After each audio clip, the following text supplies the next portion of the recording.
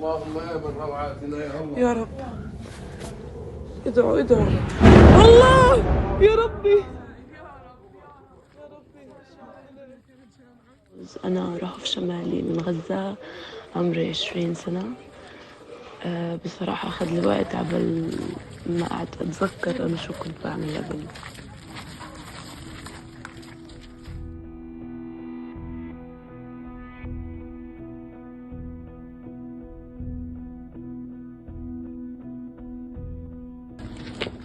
في ناس كتير فقدت عيلاتها بالكامل، في ناس كتير فقدت بيوتها وهي الآن بالشوارع أو بالمدارس قاعدة وبتنام.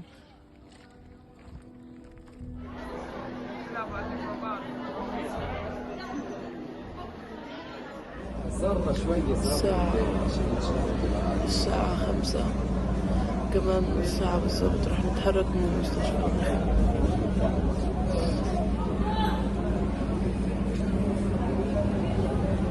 تغطية، فيش شي مبين، فيش حاجة مبينة.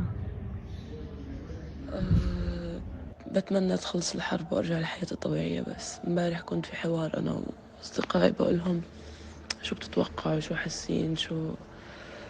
فلما اجى الدور علي قلت لهم انه انا نسيت حالي واذا بتمنى اشي فبتمنى انه تخلص الحرب وارجع لحياتي الطبيعية بمشاكلها وبحلوها وبمرها وبكل اشي بكل اشي.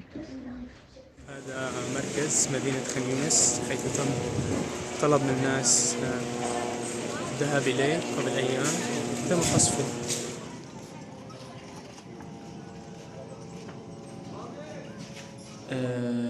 عدت هذا الصباح إلى هذا المكان الذي أخليته قبل يومين، وهو أصلا روضة يعني لأحد أصدقائي،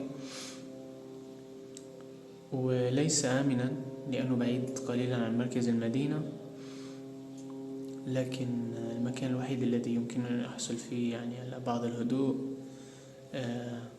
كانت ليلة طويلة أمضيتها في أحد المقاهي في مركز مدينة خان يونس، لأني كنت مضطر إلى الاستيقاظ مبكرا جدا، تقريبا 4:30 صباحا، من أجل أن أكون على باب المخبز في الوقت المناسب ليتمكن من الحصول على الخبز. أفكر في المنزل. أعلمني أحد جيراني بالأمس أنه منزلي تم قصف جزء كبير منه.